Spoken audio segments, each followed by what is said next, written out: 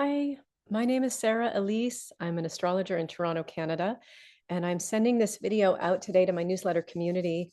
I'd like to talk today a little bit about Jupiter at 29 degrees of Gemini.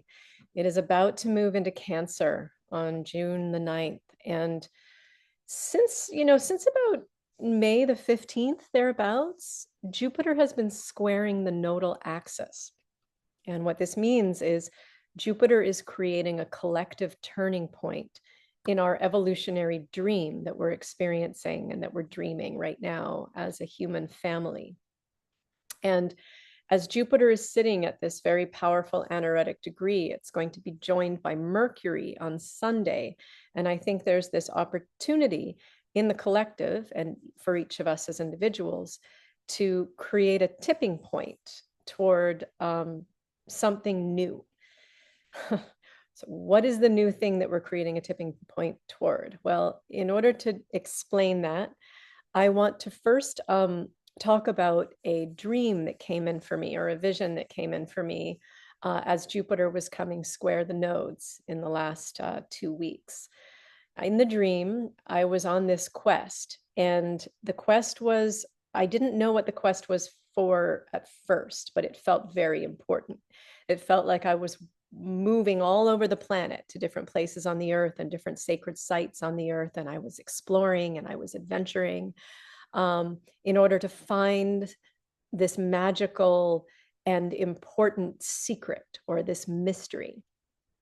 And at some point on my adventure, I came to this location, which was not a specific location, but there was a geographical particularity about the location. And this was that somehow there had been carved into these very large kind of mountainous rock formations, a tiny little channel, a tunnel. And I stood looking into the tunnel at a very specific moment. And because I was there at just the right moment, the sun came into the tunnel, and the light of the sun was funneled perfectly through this rock tunnel, and it shone its light right onto my third eye. And in the dream, what happened was the light of the sun, this one pointed orb, this ball of light, hit my third eye.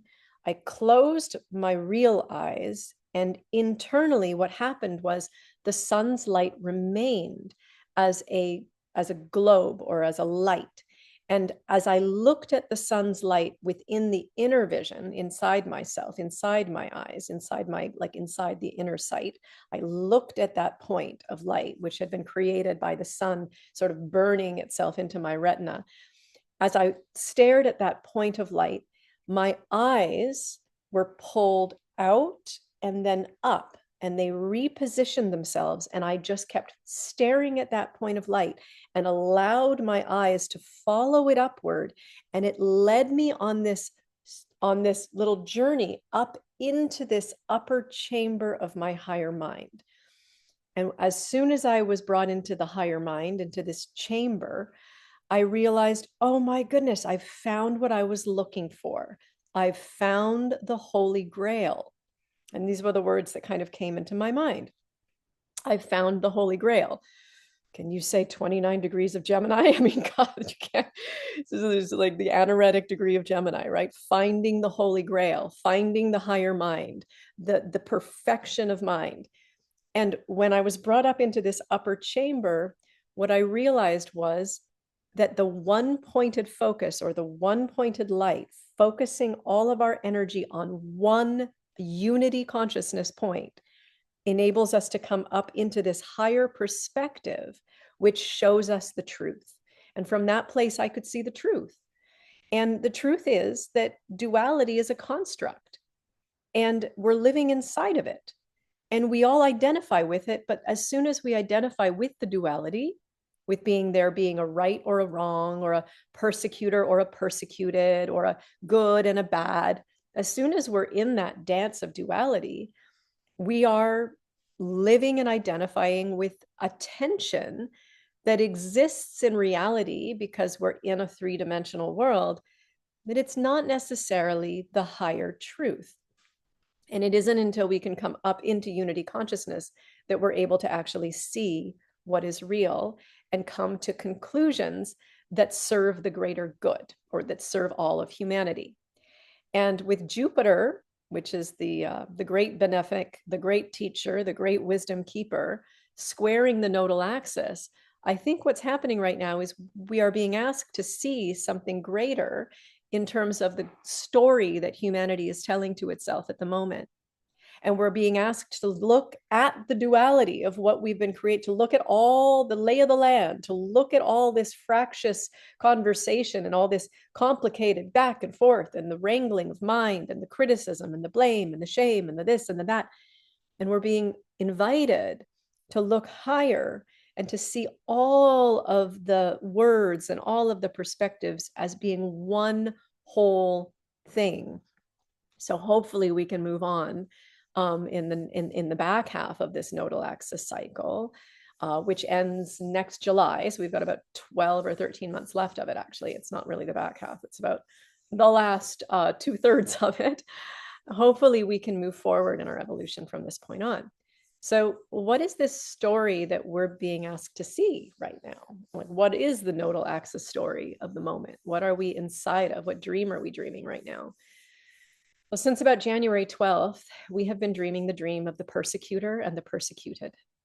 I mean, I don't really know a simpler way of saying it than that, but a South Node of Virgo cycle is about persecution, and it's about victimization, and it's about shame, and it's about blame, and it's about right and wrong, and it's about ideological constructs. It's about picking things apart. It's about, you know, wanting everything to be perfect. It's about looking at our brothers and sisters as though they were out to get us and wanting to get them. It's certainly not a state of unity consciousness, which would be more of the redemption or the medicine that we're moving toward. North Node in Pisces is inviting us to see that we're all one with each other. And it's inviting us to see each other with compassion. And it's inviting us to elevate above the duality and hold a place of creative compassion so that we can come up with solutions to problems that benefit all of humanity rather than staying identified within the persecutor and the persecutory and the persecuted complex, right, of Virgo's South Node. Now, Gemini is the ruler, or Mercury, sorry, is the ruler of Virgo, and it's the ruler of Gemini. And we have Mercury coming conjunct with Jupiter this Sunday at 29 degrees of Gemini. So this really is a turning point for us. Like, we're being asked to see that what story we say, what words we use, the words that we use are spells, and we have control over them. We can control the narrative right now. We can control the direction we're going, and we can decide if we want to listen to each other, to hear each other, to get beyond our judgments of right, wrong, shame, blame, whatever it is that we're stuck in, and to try gently to start opening our minds so that we can see something new. For me, the way that's working is I'm being invited to come up and see, look down, so that I can hold all the right, wrong, good, bad, shame, blame, whatever, persecutor, persecuted, that I can hold that construct from a higher perspective. Hopefully, eventually, I'll be taught to unify that and to love that. I think that's what Pisces is going to try and bring us into. Now, from a personal perspective, let me give you a couple personal examples of how this has been playing out for me in the last 6 months. Okay. First of all, I have literally never in my life had anyone on the street attack me until the last 6 months. I have experienced on many occasions being literally attacked.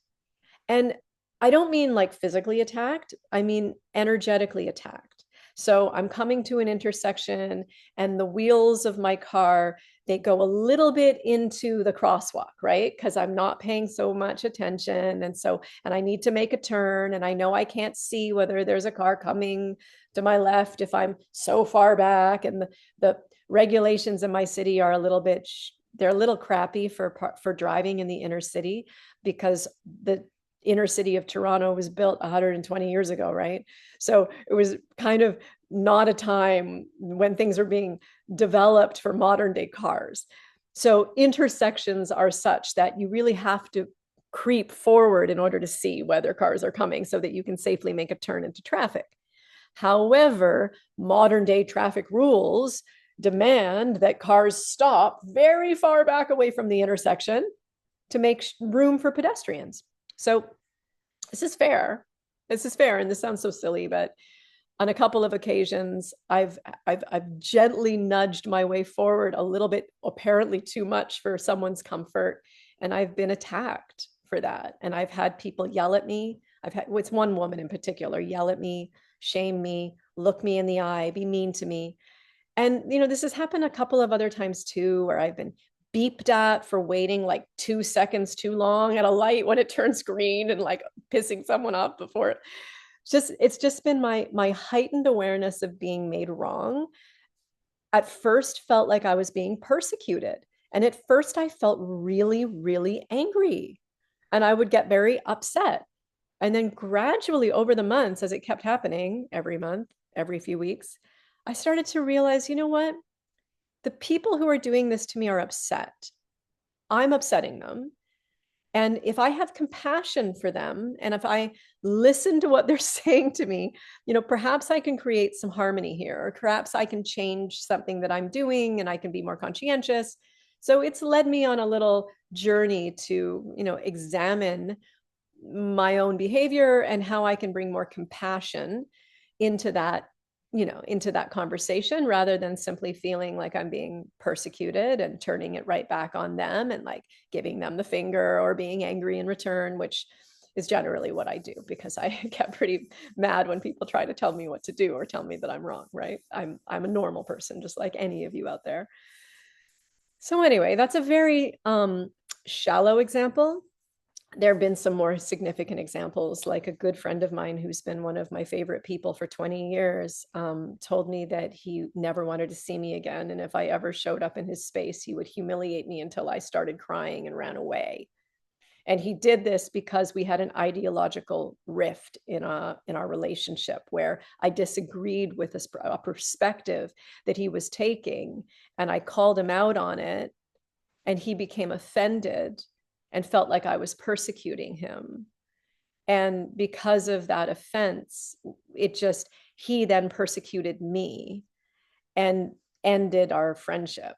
And it was very shocking. This happened to two friendships, actually, the other one for very different reasons. And interestingly, a few nights ago, as Jupiter came squaring the nodes, this friend of mine showed up in a dream, and I apologized for my judgment of him. I apologized for criticizing him and holding him in judgment. I took responsibility for my persecution of him. And I saw his beingness soften, and I witnessed him turning into the vulnerability of his inner child and the part of him that felt wounded and persecuted. And he softened and I softened, and we were able to kind of redeem the rift, right? Become one with each other again. So I, I'm in the dream like all of you, and I'm trying to swim through the water, and I'm trying to keep my higher self awake while I'm swimming, because that's part of what it means for me to be a 12th house sun. I swim through the collective waters and I try to keep my higher self on. That's my job, right? I'm a Neptunian. Whether or not this is something that you guys are aware of or not, I'm not sure, but I wanted to put this video out there in case you can relate to this. If you've been noticing that you've been falling into persecutory constructs of judgment and shame and blame, reducing people to good or bad, seeing groups as either right or wrong, taking ideological stances that meant that you had a right to reduce and minimize and harm whole groups of people potentially, or individuals potentially, or even parts of yourself potentially, as being worthy of destruction or or, or like being seen as less than you because of their wrongness or their badness, this might be a good moment for you to examine that. This might be a good moment for you to just open up to the potential that everybody has a piece of the puzzle, that we all belong together, and that everyone's story has a right to be heard. So rather than stopping and not listening out of judgment, I wonder if Jupiter at 29 degrees of Gemini, merging with Mercury at 29 Gemini on Sunday, is trying to get us to say, hey, there are many ways to see something. There are many, many, many, many things that we can open ourselves up to. And the stories we tell ourselves and the words we choose are spells, truly. They create our reality. Are we willing to be open-minded right now? Are we willing to consider that other things might be real, that our truth may not be the only one, as self-righteous as we may feel, as judgmental as we may feel? Can we listen?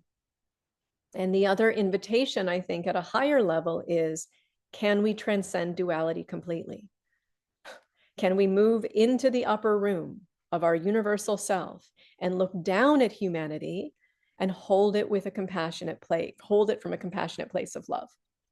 Can we unify duality?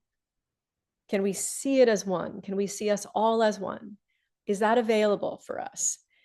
And Jupiter moving into Cancer, it's going to be an interesting adventure, because Jupiter in Cancer is going to bring an expansion of emotion, an expansion of feelings.